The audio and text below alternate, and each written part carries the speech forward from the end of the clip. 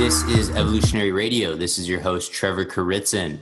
Join me, as always, we got Steve Smee. Hey, guys. Good evening. We have another great show. We have an awesome guest tonight. Yeah, joining us on today's show is the Guerrilla Chemist, whose real name is actually Brian Moscow. Brian, welcome to the show. We're really pleased to have you on. What's up, guys? Thank you for having me. Hello from Dallas. I'm over in Canada. Steve's in Florida. So Brian, you're obviously a really smart guy, which is obviously why I want to get you on the show. How did you learn all this information you have? You know, like, you're an expert when it comes to things like SARMs and steroids. I know you have a formal education. What exactly is your education?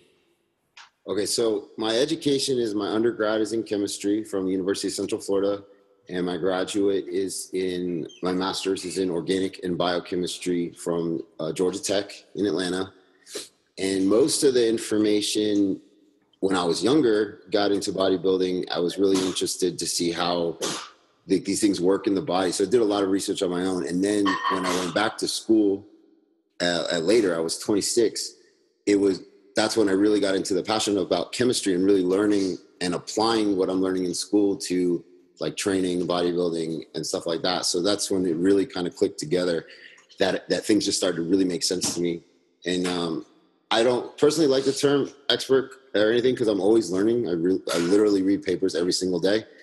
But I think that's what you kind of have to do and in this industry because everything changes daily almost. So to stay ahead of the curve, I just like reading papers and research all the time. I'm in academia as well. And it's funny, like, the more you learn, the more you realize how little you actually know and just like how complex everything is. And my background is actually chemical engineering. So I understand, you know, your interest with chemistry. And I think a lot of people, I think high school chemistry really ruins chemistry for people because like it doesn't show you how interesting everything is. And especially when you start studying things like enzymes and hormones and just like how complex everything is and how everything works together. Like it's really fascinating. So yeah. I can agree with that statement. I did not really like high school chemistry at all. I never thought I was going to get into chemistry and love it as much as I do. It was really to be honest, the moment that got me into chemistry was, do you remember when Patrick Arnold had a column in MD and I called The Clear Chemist, and he used to write monthly about different things. And he used to talk about naturally occurring stuff as well as synthetic stuff and how it worked. And there was an article he was talking about 11 beta hydroxysteroid dehydrogenase inhibitors, so like cortisol inhibitors, and a natural one, the one that he made, which is 11-oxo, if you guys remember that supplement, and just how it worked and how it could selectively bind to like 1 versus 2, and all that stuff was just very fascinating to me. Versus, you know, in general chemistry, you do acid-base stuff, you change colors of things, but you don't actually synthesize stuff or apply it to how it works in the body, which is really where the magic happens, I think. I actually went to UCF as well, so that's rare to have another gold. And actually, it's not rare. It's the second largest university in the United States. Now. I don't know. When did you go? Back late 90s, early 2000s. So yeah, back then it was under construction. They called it under construction forever. That's what it standing for. Because of 408, still under construction. So tell us a little bit more. What are you doing now? What is Guerrilla Chemist? What is that all about? Is that a company? Is that a brand? Yeah. So when I graduated, I worked briefly for about 7 or 8 months in the University of Tampa Human Performance Lab with Dr. Jacob Wilson. And I didn't have social media. Honestly, I don't like social media at all. And he's the one that tells me you have to get on social media to get out information to people. And so he's like, you got to think of something. So I wanted to include chemists in what I do so people would understand that I'm not just some bro science guy talking about things I read on the internet. And then I made that Instagram and it kind of, it got pretty big on its own, which I was very surprised about considering it's just pictures of molecules and talking about chemistry. And then I did start an LLC for that where I do consulting stuff for supplement companies, or I do, I don't do coaching per se. I do a lot of supplement protocols and special protocols for competing athletes. I actually work with a couple of top pros who I won't name right now, but you would know every single one of them. And I do a lot of that stuff with the company. And then I'm working with Mark Lobliner. I write for Tiger Fitness. I'm their chief science officer. And he and I and his partner, Chad, have a separate LLC where we are currently under development of some new supplements I've been formulating for a while. We actually had Mark Lobliner booked for the show and he flaked last minute. Yeah? Yeah. What did he say? He's got to do something with his kids? He said like, hey, I'll be good to record in half an hour. And then I sent him the conference invite and he just never accepted and we never heard back from him. It's okay, man. I get people are busy. One thing I was going to ask you is, so you're doing like SARMs right now are a hard topic. And I mean, one of the reasons we have such a loyal listener base is people want information. You know what I mean? Like when it comes down to it, listening to an interview with a pro bodybuilder talking about him eat chicken and rice and doing, 2 hours of cardio, it's boring. People want information and they want quality information. So, both me and Steve were very, very, pretty in tune with, SARMs and the different types of SARMs. And there's a lot of misinformation out there. We were talking off air. A lot of people think Carterin is a SARM, but Carterin actually isn't a hormone. It's a PPRI agonist.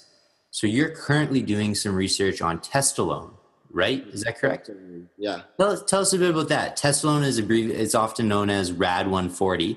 No, different compound. Wait, I can talk about RAD140. I would talk, Trestolone is an actual anabolic steroid that's a research chemical right now that a lot of I was talking about testosterone.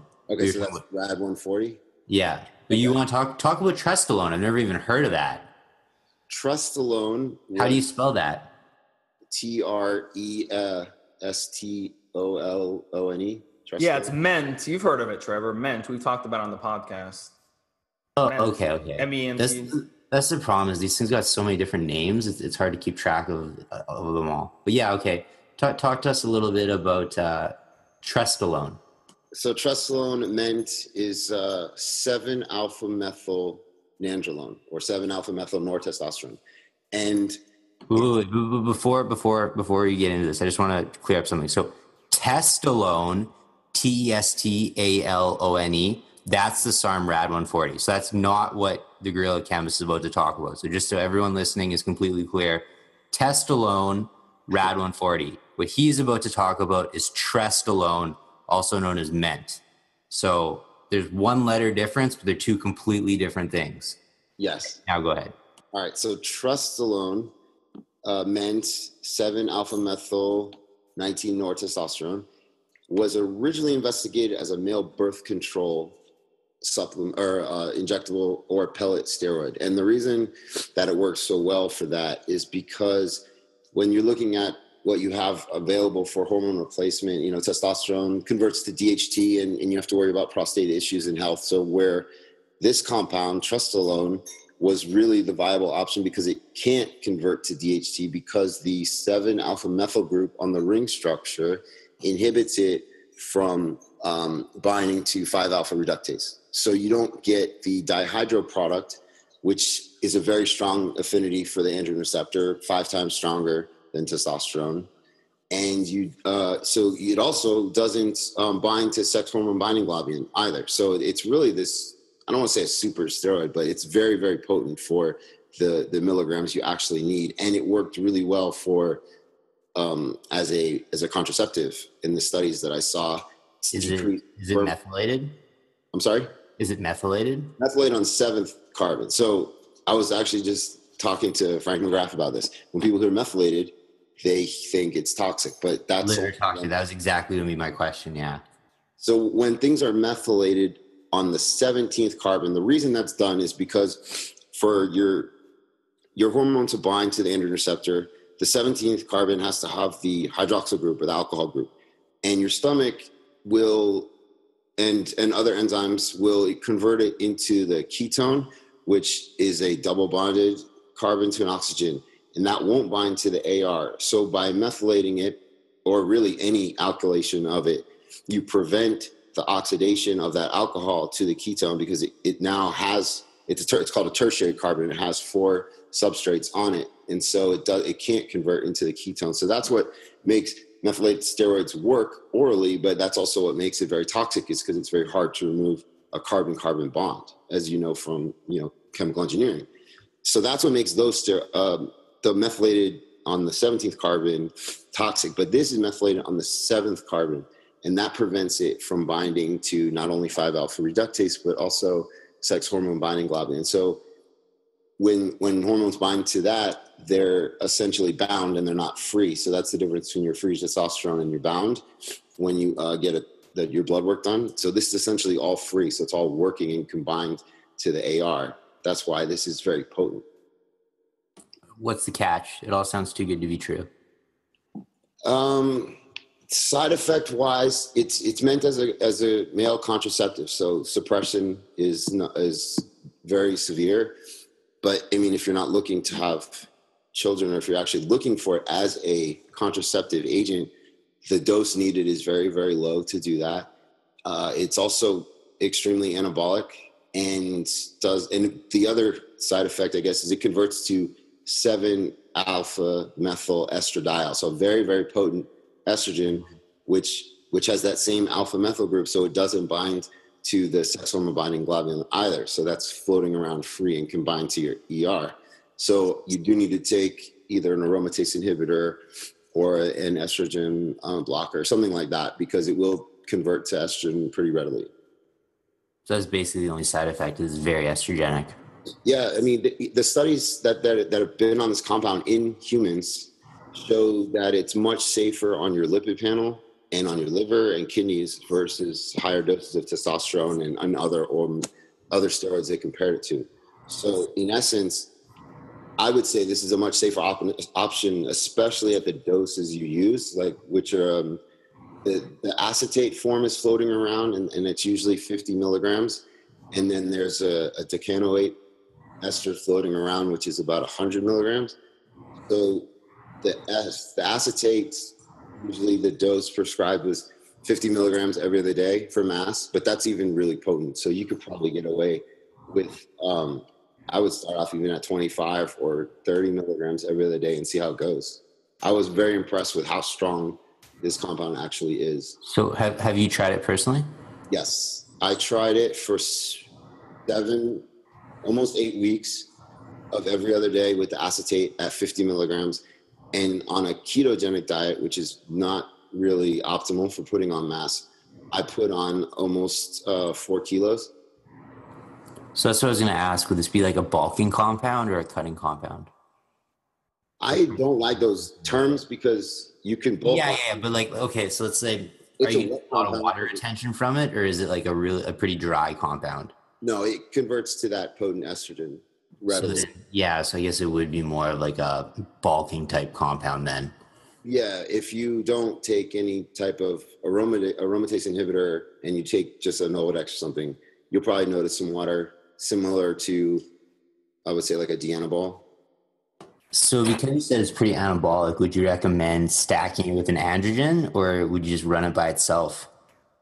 I ran it by itself. I actually started off running it with my 150 mgs of like HRT test. And after 2 weeks, I stopped taking that because I didn't need it. It was so, because it doesn't bind to sex hormone binding globulin, your sex drive is pretty high, and your testosterone levels are elevated from this exogenous hormone. So that's the good thing about it, is as a hormone replacement as well, is you don't need a quote test base, despite it being an androlone compound by chemistry. It has the properties of testosterone. That's why it was initially looked at for contraception, because if it killed your sex drive, that's one form of contraception, but it's not really the one that you guys want. So I think it's a pretty ideal compound. I'm really surprised it never actually came to market. Maybe there wasn't a need for it, I guess. I'm not sure exactly why it didn't come. It wasn't safety issues though. The safety issues were pretty good. Is it injectable or is it an oral? They make an injectable and an oral, but of the acetate. And I know some websites sell the oral. And the acetate, it has some oral bioavailability based on the compound, but the injectable is much stronger. So it's kind of like Primo. You could take it orally, but you'll get a lot more out of it if you inject it. Yeah, much more, I think. Okay. Interesting. Last question, I'll let Steve go. I'm thinking this might be awesome for, guys on, TRT who kind of want to keep their doctor out of the loop when they blast and cruise. If you just ran MENT and got blood work done, would it show elevated testosterone levels, or would your testosterone levels be rock bottom because it's so suppressive? Do you have any idea? It should show that your testosterone levels are suppressed. That was based on the blood work from the studies. It showed their levels were very low, suppressed LH and FHS. So I don't think that your doctor would notice anything other than it possibly being more suppressed than if you're on HRT. Yeah. Well, like a lot of HRT doctors don't test estrogen. So one thing you could do is if you just run tren by itself and then you get your blood work done, like if you're trying to up your TRT prescription, if you just run tren, your testosterone levels will be like dropped like to nothing because it's so suppressive. Right. So if you just run tren and then got blood work done for your HRT doctor and they didn't check estrogen, the HRT doctor would be like, oh, we definitely need to up your, TRT prescription because look how low your testosterone levels are done. So I've had clients do that trick before. But the problem with tren is that it shows up as estrogen in blood work. So if they do test estrogen, your estrogen levels will be sky high and your doctor's going to know something's up because your estrogen levels will be like 500. I don't know why, but for whatever reason, when you get blood work done, it detects tren as estrogen. Next time you use tren, I don't know if you've ever used it or if you plan on using it, get blood work done and your estrogen levels will be through the roof, which is weird because tren doesn't even aromatase into estrogen. Right. I think it probably activates the ER slightly based on its structure. Like most 19 NORs have that ability because they don't have that methyl group to kind of sterically hinder it. But I've heard people using that trick to even get prescriptions for testosterone. You take a shot of something, for 4 days later, your levels are 0. You go to the doctor. Not that I advise people to do that, but it's something that you can do if you were trying to get a script for testosterone. I don't think that HRT doses should be very high, though. I mean, if 200 is the norm. No. Like, I see guys running 400 milligrams for the HRT. I'm like, that's not HRT. That's a cycle. Yeah, like, exactly. HRT, you should be in the normal range. You want to be on the high side of the normal, but you should be in the normal range still. Usually, I know Mark too is on HRT and his was like 150 mgs. And I think his levels are really high for that dose. They're probably in the 700 or 800s, which is anabolic enough. As long as you're free. I mean, obviously your free testosterone is the number that really matters, but just having your levels that elevated is plenty to be on quote HRT. It's enough to keep muscle mass. It's enough to keep sex drive, that sort of thing. Steve, you've been pretty quiet. What are your thoughts on MENT? Well, I've never used it. Not many sources carry it, so I'm not sure it's really my style at this time, but I would have used it back when I was like powerlifting and stuff back in the day. But I kind of want to get into like the SARMs discussion. We kind of, I want to know your thoughts on SARMs. I want to know your thoughts on, PPARs and SARMs. What's the deal with those? Because it seems like there's a big, like on social media, a lot of these gurus and stuff that don't sell SARMs, they kind of bash SARMs and they think it's bullshit and they don't work. And then you have the other, batch of people on forums that do sell SARMs. They're like, yeah, it's the greatest thing ever. Like, where are you on that? I'm sure you've used them. Just adding into what Steve's asking, like, we've had on some like older school guys, who don't read like the new research. Like we had Dave Palumbo on, we asked him about SARMs. He said, I have no need for them, right? Like he's kind of like an old school guy, and like what worked has worked. But you're kind of like a new school guy. So we want to hear, what are your thoughts on SARMs as a whole? So I actually worked with SARMs in grad school, but for using them as ligands to bind to the androgen receptor to deliver prostate cancer medication or anti-cancer medication. So we had to synthesize stuff based on, the typical SARM, bicalutamide, which is an anti-androgen, that structure. And so there's a couple different SARMs out there. Do they work? They're not steroids, so don't expect steroid gains. They have their place for sure. They are minimal in side effects compared to an oral steroid. You know, that the whole purpose of the SARM was that it was highly bioavailable orally, because nobody wants to take a shot that's a normal person that needs these, right? And so they work well for the people that want to take them at the dose that they're prescribed, or they would have been prescribed in the studies. And they will keep you in an anabolic state, but they do also cause suppression at LGD, which some companies have up to 20 milligrams a pill. The dose in the study is 1 milligram, and that suppressed people in 12 days to virtually zero LH levels. So, and it took 5 weeks post-study to get their levels back up. So these do affect your libido and suppression, and they also decrease HDL and increase LDL, which is something that most people don't even think about. But I think it was LGD did about 14 or 15 points on your HDL, which is, if your HDL is supposed to be 40, you know, that's over a third of your good cholesterol down from something that you're not really getting the benefit of a true anabolic, like if you were taking an injectable or even a methylated oral.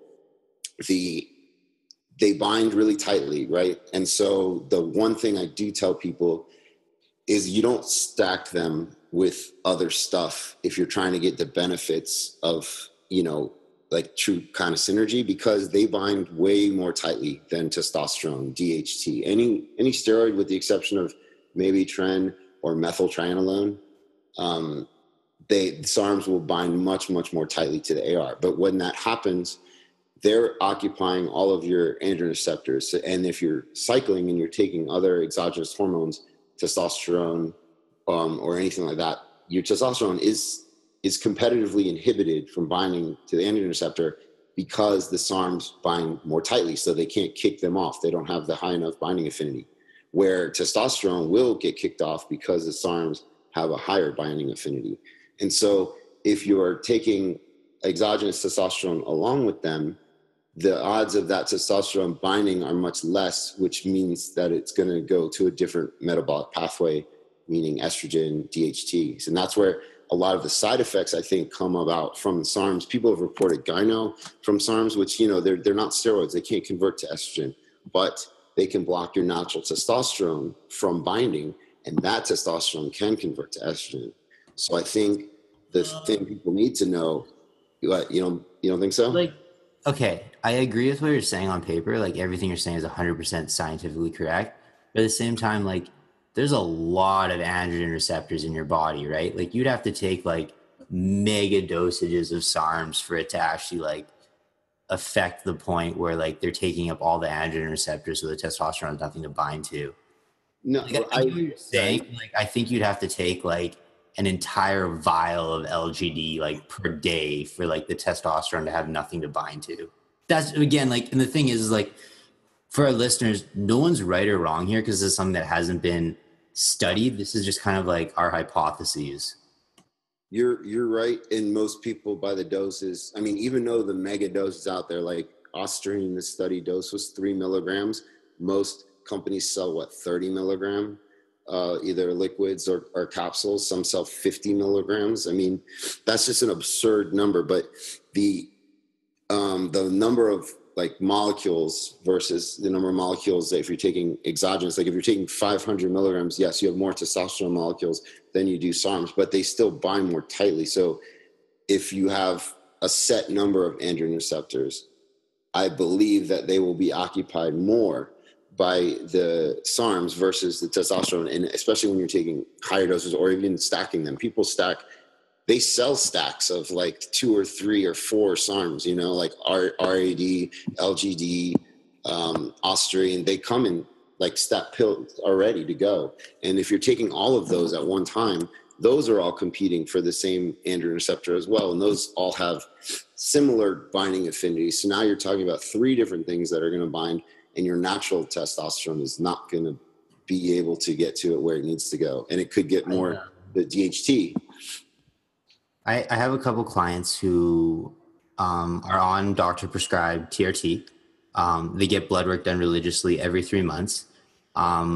they're, you know, either police officers or they're doctors or things like that. And just for legal reasons, they don't use steroids, but they do use SARMs because you can legally purchase SARMs. Okay. And I've seen their blood work when they were just running legitimate, you know, just their TRT.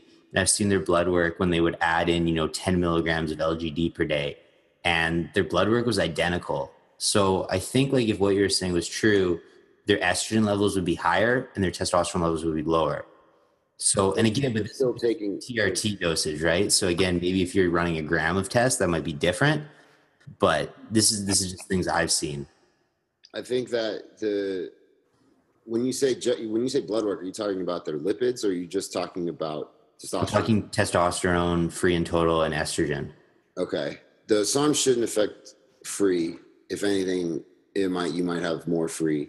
Your total testosterone, irrelevant, is just from your injectable. So it doesn't matter whether you're taking, because your natural is gone if you're on HRT, right? So the 200 milligrams, it should stay the same, right? No. What I'm saying is like, so like, let's say what you said is true about, you know, like let's say someone's taking 10 milligrams of LGD per day and all their androgen receptors are then bound to the LGD. That testosterone, if what you're saying is true, would have nothing to bind to. So their estrogen would be higher because the testosterone then aromatizes into estrogen or DHT or things like that.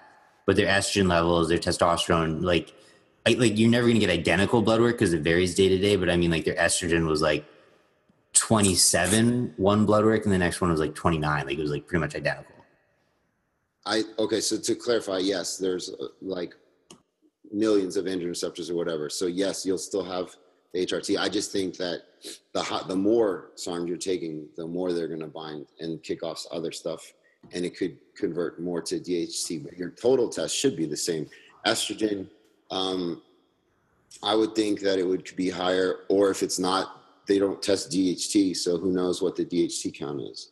So that's another thing that blood work won't tell you. So I don't know. It's possible. I'm more concerned about when people take them with their lipids and that blood work. Yeah, I think we're on the same page here. Is basically like you kind of have people who have this more is better approach, and they're like, hey, I'm running a gram of test, I'm running a gram of DECA, I'm running some D-ball. You know, they're taking all these different stuff, and they're like, hey, why don't I throw in some LGD and some ostarine? And like, I agree with you. I don't think that's smart. I think where SARMs really have their benefit is for women in particular, and for bridging in between steroid cycles. So that's where I think, you know, SARMs have their benefit. But I mean, if you're running like a hefty dose of steroids, I don't think adding in SARMs is really necessary unless you're using things like Carterin, SR9009, Nutribol, which aren't technically SARMs anyways. Right. I'm on board with that. The one thing I think that they work really well for women, especially low doses. I've used 5 milligrams of ostarine up to 10 milligrams tops, which was not I didn't say to use 10, but these girls wanted to, because that's what other people say. And it's worked really well to be anabolic and without really having the negative effects of taking an actual androgen. You know, most girls think they're taking Anavar, right? But that's usually the most fake steroid out there. So most likely not getting real Anavar, you're getting something else. And you can see a lot of the figure girls and even some of the bikini girls who use readily stuff that they shouldn't be using.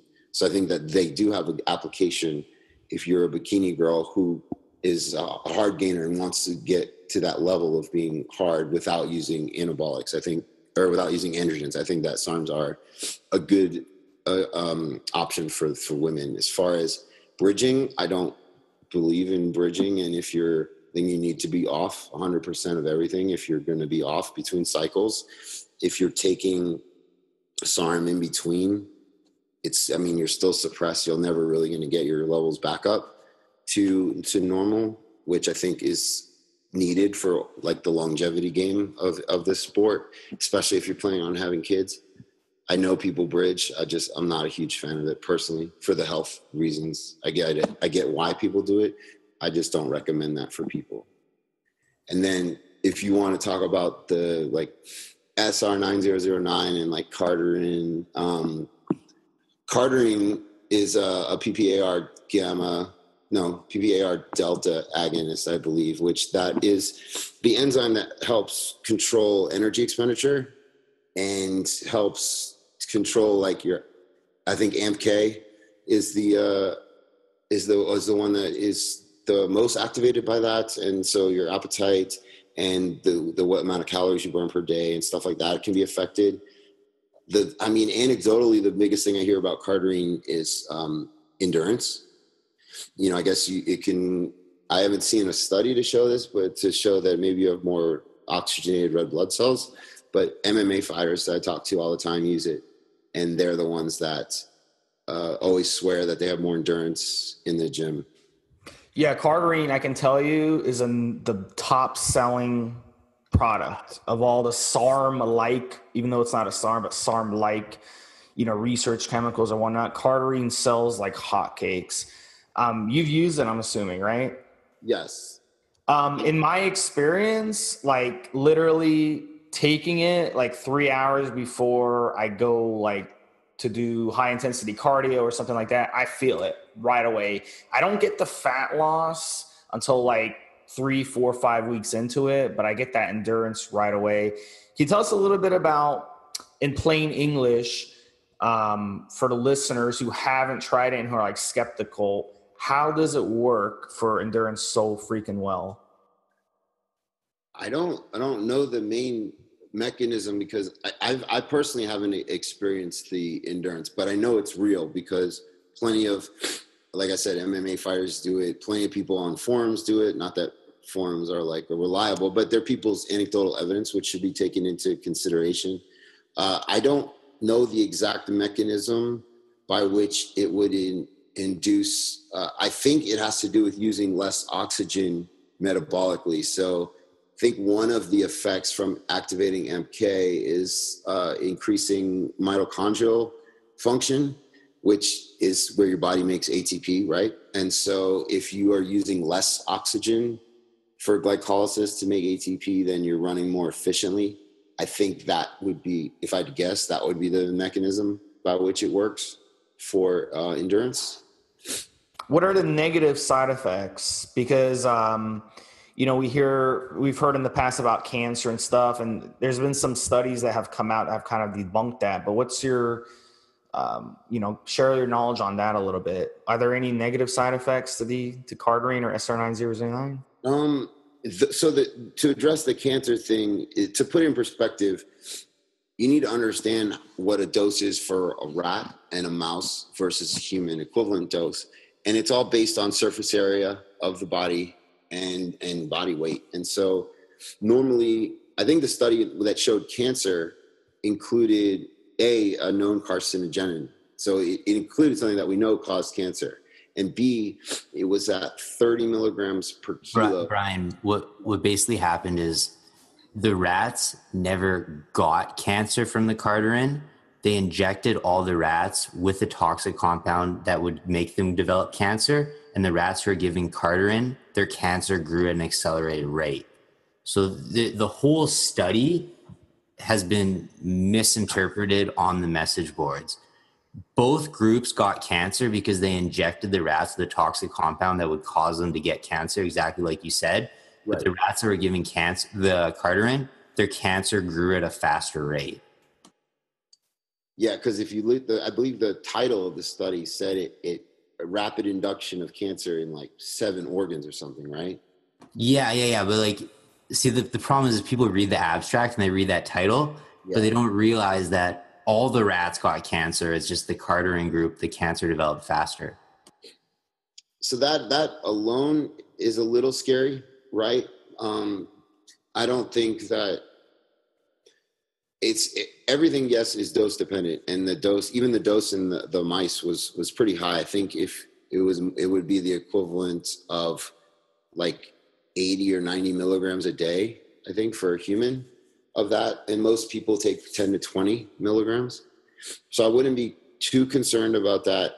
I mean, especially people take growth hormone and IGF-1 all the time. That is, I think, is a much more higher rate to accelerate cancer growth, in my opinion. I don't know as far as I used it once and it was okay. I didn't get all of the endurance and benefits that other people claim. I definitely didn't see any crazy fat loss from it. And do you remember what brand you used? I actually used Primeval Labs because I got it on Amazon when, I don't know. I never tested it to see if it was. That's another big problem with, research chemicals like SARMs is because they're not regulated by the FDA. There's so much underdosed and fake product on the market. It's a crapshoot. It's Primeval is garbage. That's the one Jerry Ward pushes, and it's complete crap. So it doesn't surprise me you didn't get any results. What about SR9009, comparing it with Cardarine? I know SR9. Let me just say one more thing about that rat study. Do you have any publications, Brian? Do I what? Do you have any publications? One was when I left grad school, I had 3 things I was working on, and honestly, I don't know if they got. Basically, the game. Basically, you want to make a really, really sexy sounding abstract, so then you get a publication, right? I'll try to dig up the Cardarine study and send it to you, because the rats that were giving Cardarine, they did develop cancer faster, but it was like just statistically relevant. Like they developed cancer faster at such a small rate, it's pretty much insignificant, right? And like the p-value was like 0.051. Like it was like just statistically relevant. Like I'm actually amazed that it got published, because like they made such bold statements when it was like barely statistically relevant. It was a garbage study in my opinion, but it was one of the first studies ever done on Cardarine, so that's why it got published. Right. And there have been other studies that have shown benefits in your lipid panel by controlling the energy expenditure and AMPK and those enzymes. In theory, they should be releasing free fatty acids and triglycerols into your blood to be burned. And so your cholesterol level, it should have a favorable impact. I know people use it to combat the negative effects of certain androgens. I've heard people take it when they take Tren. The latest study that actually used humans, it showed improved cholesterol levels, improved insulin muscle sensitivity, and actually had an answer cancer properties. So the one from 2014, is it that study? Yeah, that's the one. That's the one I was talking about with the favorable lipid stuff. So whether or not that can work if you're taking androgens that really suppress your HDL and increase your LDL, I would like to think in theory it would help. I don't think it would hurt by any means to supplement with it. I don't know. I've never gotten my blood work when I took it. So I'll say one more thing, and then I'll let Steve chime in. Whenever someone wants to run like a really androgenic compound like Tren, I always recommend, do things like supplement with lots of fish oil, do cardio, take Cardarine, like as many things as possible that will reduce the cholesterol strain is minimal, right? So it's like, if you're going to run something very androgenic like Tren, using Cardarine alongside of it is a really good idea, along with, supplements that have been shown to improve cholesterol levels, along with things like doing cardio, along with things like limiting saturated fat intake, sugar in your diet, things like that. So I personally always recommend including Cardarine when someone's running something very androgenic. Steve, I know you wanted to jump in. Yeah, SR9009 versus Cardarine, aside from the half-life difference, can you shed some light on the structural differences and real-world differences between the two, besides like on paper and real world? Yeah, so obviously the half-life it's much shorter. You're supposed to take it, I think, every 2 or 3 hours. SR9009 has an oral bioavailability, I think, of 1% to 2% max. And that's the biggest problem. So the compound works by, it almost interferes with the enzymes involved in your not your sleep cycle, but your circadian rhythm. And so it increases energy expenditure through that. And like they don't even know, they know that it's like an ERB agonist, but they don't know the extent of which all of the things that all the enzymes that it interacts with from the studies I've read.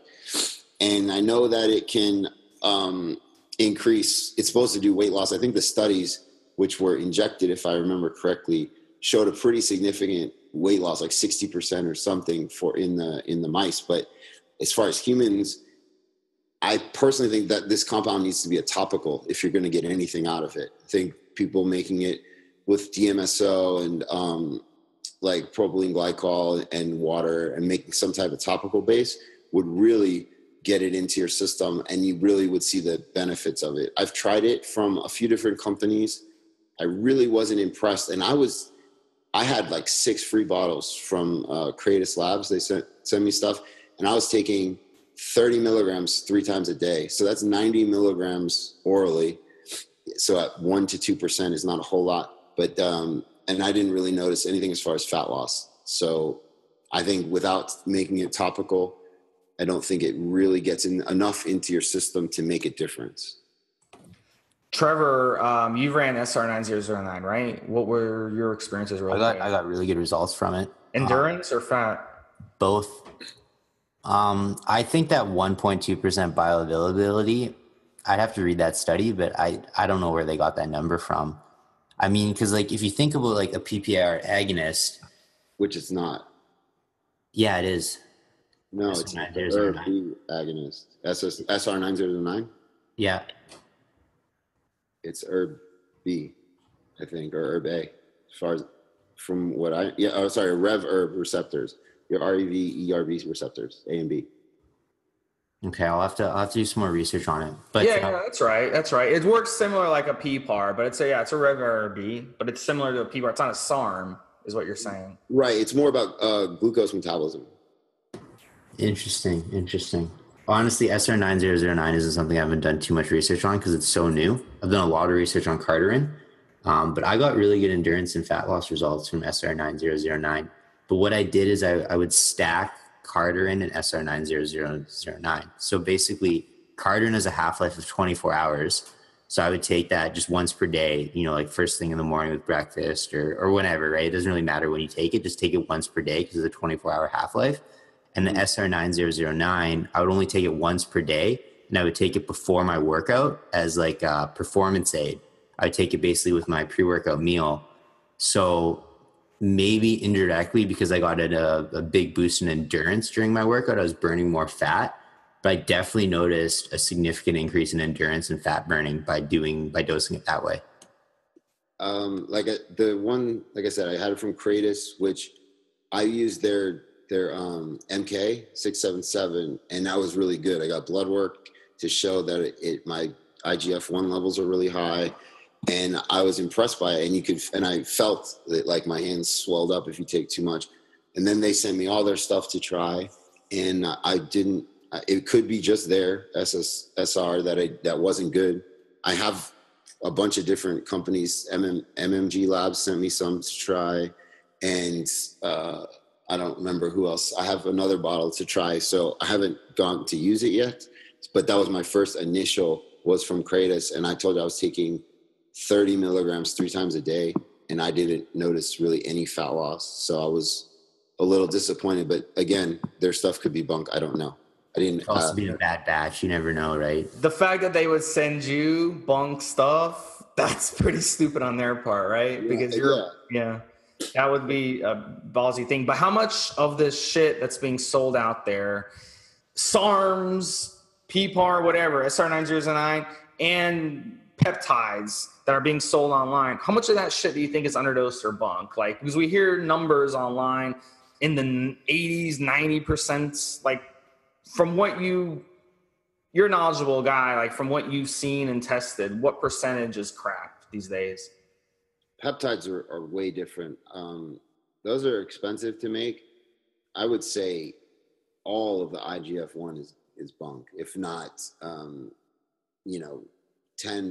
purity or something like that. There's no way you can produce and sell it for like some companies sell for like $50 a bottle. Real IGF-1 receptor grade, when I was in grad school from Sigma Aldrich, was $250 for like 500 micrograms or something. or even, no, I'm sorry, $250 for 250 micrograms. So you're talking about a fourth of a bottle at $250 compared to what you're getting online from these peptide companies. So those I would take as a much fewer purity. Some of them that are cheaper, like the GHRPs, you can tell those are good. I don't think any of them are 100%. I just think it's too expensive to manufacture them to sell as cheaply as they do. As far as the SARMs go, I know that those, I think MK's so this is 2 years ago when supplement companies were actually selling them. I think MK was 14 or 15,000 a kilo. And I think Austrian was 7 or 8,000 a kilo. So I'm sure that a lot of companies do cut them because you're either getting some liquid when you have no clue what it is. Other than some of them have a specific taste. MK has a very bad taste if you've taken an oral MK powder or liquid. The SR9009 I got from MMG Labs is in a licorice solvent. I don't know exactly what it is, but I smelt it and tasted it, and it tastes like black licorice. So you really don't know when you're getting stuff online. You have to just trust your source on these things. And I know I have a couple peptide people that I go through that I've used and liked their results, and I've seen their HPLCs, and I've seen HPLCs from MMG. They sent me their stuff, and they were pretty good. So I'm excited to try their stuff just based on the purity alone. So it's really hard to judge because these things seem to pop up overnight, right? I mean, if you just Google SARMs or peptide sites, 1,000 sites will come up. And it's honestly a crapshoot with a lot of the newer ones. I stick to the ones that I know personally. So sorry, did that answer kind of your question? I don't want to put a number on it, but if more than not, I would say are either underdosed or just completely bunk. And is that because they're coming from these China trade sites? Is that where they're sourcing this shit? Where does someone get these things to even make? Because people are listening to this and they're like, shit, I'm going on these websites and I'm ordering, peptides or SARMs or something. Where is this shit coming from? Because the companies that are selling them aren't manufacturing them, correct? They're probably bringing them in and trying to resell them and trying to make a profit on the spread, correct? Yes. So China usually does all the raws for powders, for the oral stuff. And like I said, the GW I think was 15,000 a kilo. So if you're really trying to make money and you dose it, it's supposed to be dosed at 25 milligrams, and nobody knows because no one's going to test it. Most people cut stuff just like any black market thing. Street drugs are cut all the time with different things, as well as anabolics are mislabeled and switched out for cheap ones too. So all the stuff coming from China, from China, I would say it's legit. Every sample that I've gotten from a Chinese. You'd be surprised, man. You'd be surprised. The people in China, they're like coke dealers. So what they'll do is you'll basically send them a message saying hey, I'm starting a SARMs company. Give me some samples of MK677 Carterin or whatever, right? They're going to send you the best samples ever because they want to get you hooked, right? So basically you're going to get those samples, you're going to try it, you're going to be like, oh, this stuff is awesome. I got a great source. Great. How much for a kilo? They're going to say, hey friend, kilo, 15 US, fast shipping. And you say, okay, sure. So you go to Western Union, you send them the 15 grand. The batch they actually send you is crap because they already got you hooked, right? That's the game these people in China make. And you really got to test every batch you import. And a lot of these, and honestly, a lot of these SARMs companies, they have the best intentions in mind, but because they don't have the equipment necessary to actually test the products they're importing, they think that they're dosing their products correct, but the raws they're getting from China are garbage. That's the game they play. I agree with that. I've heard stories like that too. I have trusted Chinese ones that I've worked with before, not for SARMs, but for other things that always include samples. And I always third-party test things like that. Especially when I was in grad school, I have access to an HPLC. As long as it wasn't anything illegal, I can do anything. You get kicked out of grad school when you try and take NMRs of controlled substances. So don't do that if you're listening. Kids got kicked out of school when I was in chemical engineering, I had people who offered me a lot of money to do that, and I was like, yeah, it's not worth getting kicked out of school.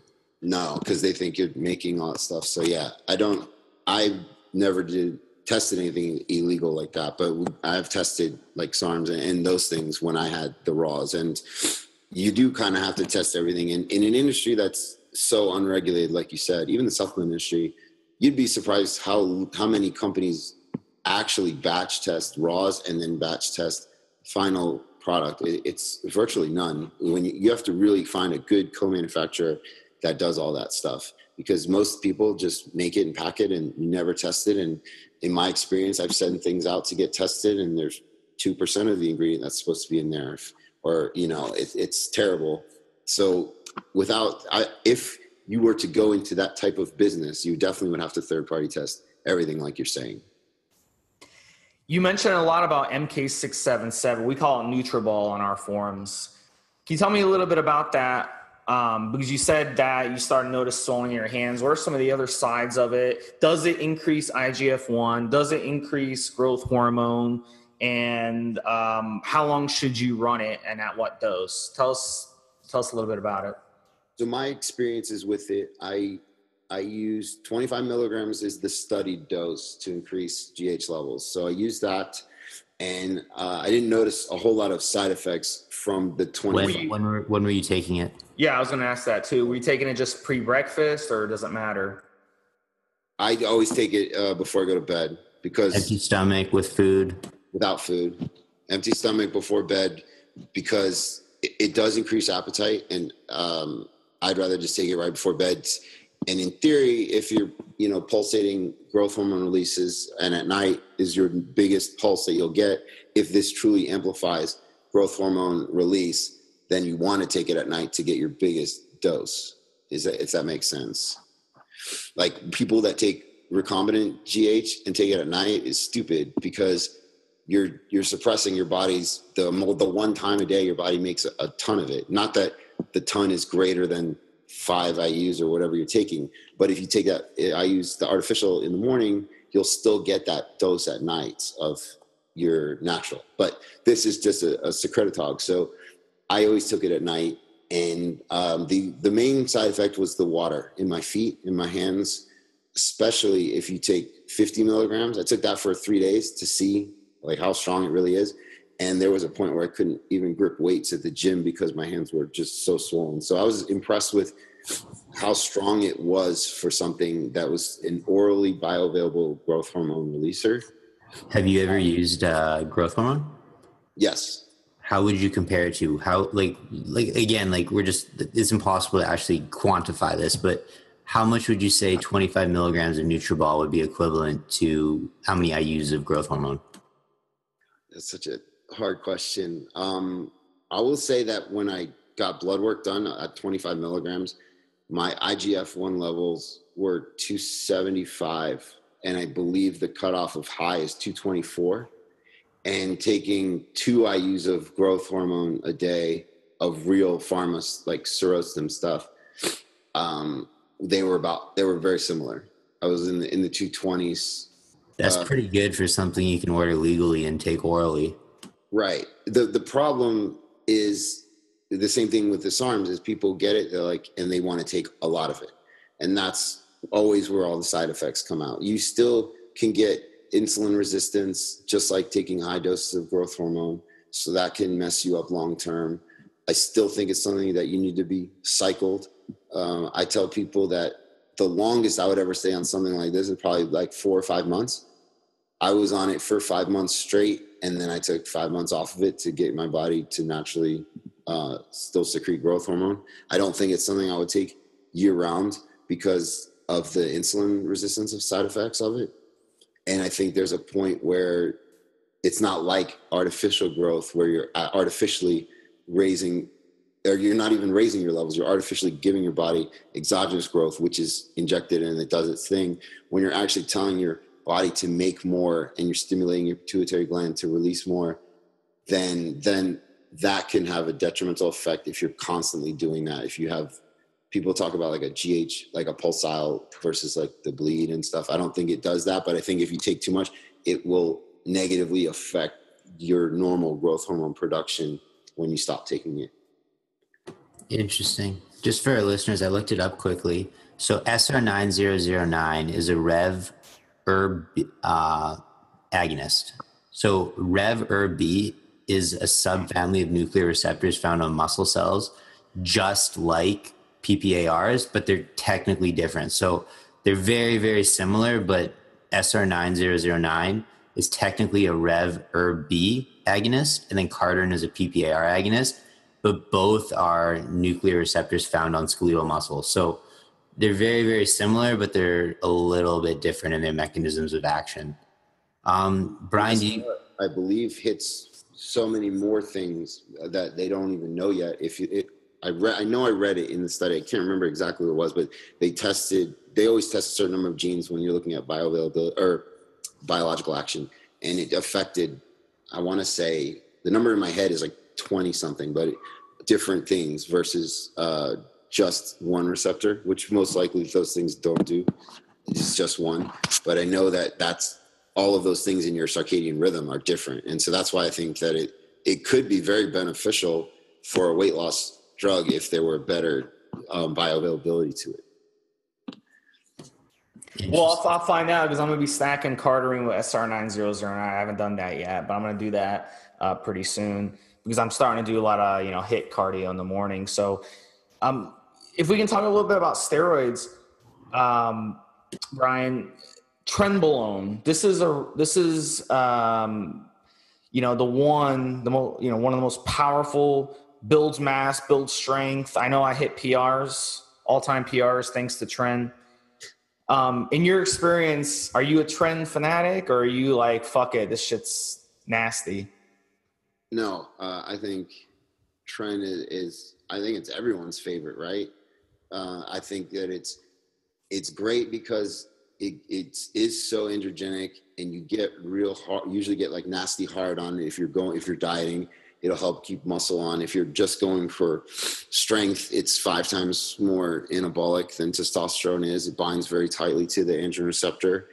I think the main side effects are it's bad for your lipids, which we talked about. And you do need to take all the ancillary things to help keep your good cholesterol up and your bad cholesterol in check. But it affects, I think it even has a glucose metabolism because it affects your glucocorticoid receptors as well. I think it's probably everyone's favorite mass builder or cutter, whatever you're using it. I think everyone uses it pre-contest. I don't know anybody that diets without it. And I think it lives up to every hype that people talk about it. I think it's something that people use way too much of because of how potent it really is. So people try and make, especially underground labs, you try and make it as strong as possible gear as a selling point too. But I wouldn't use more than 50 to 75 mgs of the acetate every other day. I don't think that you need to some people take it 100 mgs a day. I think that's a lot to really take of Tren because people don't really understand how bad it does hurt you. So I know Trevor wants to ask, let me ask you one more question about Tren. The dosage per week, I've heard from IFBB pros that, like you said, the dosages guys use are outrageous. What's your opinion about a dosage on Tren that people should be running to really get the most out of it without ridiculous side? And then also, is there truth to, like IFBB pros using like 200 milligrams per day of like Tren acetate? So my dose that I've never run more than 75 milligrams every other day. So at 4 shots a week, that's only 300, right? So I don't think that you need more. Some people take 700 mgs a week. Some people take like a shot every day. I think that the acetate ester allows you to play around with every other day injections, which I really like because shooting every day sucks. As far as the pros that I've spoken to personally, I don't know anyone that's taken that much. I'm sure there are. I'm sure there's amateurs. I mean, Boston Lloyd, how much did he take? He always rhymes about how much gear he takes, and he's not a pro and he's not huge or anything. So it really, to me, it's about longevity and safety. And I work with pros, and a lot of them, the coaches don't really know anything about gear, which is where I'm trying to help them. And because that's usually the most misunderstood thing. And so they give some cookie cutter cycle, or you hear this person's doing this or that, where at these guys at these levels, they really don't need that much. I don't think 200 mgs a day. I think that's crazy. Your body can't metabolize all of that in one day. Well, anything in the body, has a bell curve response, right? So too much actually gets counterproductive. Brian, we're well over an hour. I got one quick question for you, and then I'm going to close up the show. That study you read on SR9009 only being 1.5% bioavailable, do you know if they were taking it on an empty stomach? Because I think the compound might be fat soluble. Well, it is lipid soluble, which is why it's terribly bioavailable. So the study was, they did injections with it. So the oral dose though was, I think they said maximum was 2%. And I believe it was just how a standardized, it wasn't, at first I believe the study was in rats. So it's still oral bioavailability, but it wasn't, it was calculated or estimated to be 1 to 2%. So even if it's, there's no way it's greater than 10%, just looking at it structurally and, how many rings it has and like the esters that it has and the nitro groups, which kind of make the electron withdrawing groups. I can't see it being very readily crossing a blood-brain barrier. Interesting. But do you have the most bang for your buck? You'd want to take it with food because it is fat soluble. So yeah, yes and no. Sometimes when I do believe, and there's research to back up that when you take things with a fatty meal that are fat soluble, it does increase your bioavailability. But at some point you can also just pass it because it'll stay in that fat that you digest and will never actually make it. 100%. Like you don't want to take it with a turkey dinner, a Thanksgiving turkey dinner. You would want to take it with, like a small, maybe like a whey isolate with 2 tablespoons of macadamia nut oil. Yeah. MCT is something like that. Yeah. I get what you're saying. Brian, we really appreciate you coming on the show. I know your Instagram is at the Guerrilla Chemist. Do you have a Facebook page or is it pretty much all Instagram for you? It's all Instagram right now. I do write for tigerfitness.com. So I have articles up there and including one about trust alone and mint that we talked about and other stuff that you guys would find cool, like Clen. I did a real in-depth one on Clen not too long ago. So you guys can check my material out there. Like I said, I really don't like YouTube or I don't like social media. I hate doing videos because it sounds stupid, but being from academia like you are, I really have to concentrate on everything that I say and not say things like or that or like, when you're talking to somebody. And so that it takes me forever to shoot videos. And so I just said, fuck it, I'm just going to write stuff. And I don't want to have the bro kind of mentality when I do stuff. I really want it to come off as professional. So that's the main reason why I don't have a YouTube channel. Real quick, what's it like working for Mark? I mean, have you met him? I'm assuming you've talked to him on the phone or whatnot. Yeah, Mark. So I met Mark. I reached out to him on Instagram one day because I wanted him to try a glycolog when I made it for Blackstone, and he did a whole review on it. And then we trained together when he came to Dallas, and we just kind of struck up a good friendship, and we stayed in touch.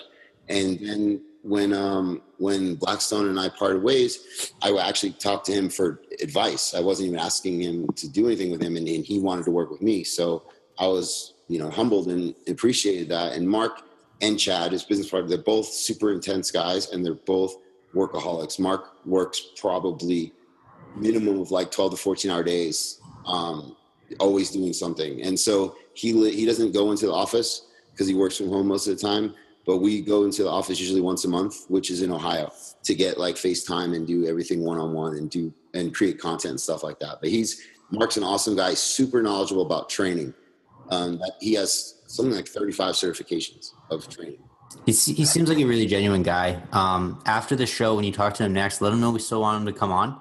Yes. And no hard feelings about him canceling last minute. I assumed, he just had like a last minute conference call he had to take, or I know he's married and has kids and, kids take priority. I mean, kids are more important than a podcast. I don't have kids, but if my kid got hurt at a soccer game and I got a call from the coach saying, like your kid's on an ambulance, I wouldn't care about a podcast. I'd be tracking down that ambulance, and you know what I mean? So he's very, very involved in his kids' lives, and they play soccer like in the national scale and crazy stuff. So yeah, he's always doing things with his kids, but he's very professional. So if he didn't get back to you, I'm sure it was like it got lost in an email or something. Mark is really good about replying to people. So he's a big motherfucker. Like, that guy is huge. So Mark, really quickly, because I know you guys are gonna go. Mark is a pro, right? He turned pro in 2013. He's got he walks around at 5% year round. It's like shredded glutes and stuff. It's funny because his arms are small compared to his huge chest and back. So if you ever talk to him, ask him how his arm training is going, because he always talks about how small his arms are, and you can see it because he's so thick. Like, his back and chest are huge, and then when he turns to his side, he does have small arms. No offense, I love you, Mark, but it's true. First, we'll get him on for our next guest. First question, Mark, arm training. What are your thoughts? Give me some suggestions. I'm trying to bring up my arms. Anyways, a lot though. It's just a genetic thing. No, I mean, and dude, my calves suck. I tried training calves every single day for 6 months, and even then I got nothing. Like there's just certain body parts that your genetics, they determine, you can't change. Exactly. I 100% agree with that, for sure. For your host, Trevor Kouritzin, for my co-host, Steve Smee, and for our special guest, the Guerrilla Chemist, also known as Brian, how do I say your last name again? Moscow. Brian Moscow. This has been another episode of Evolutionary Radio. Live your life. Look good doing it. Thanks for listening.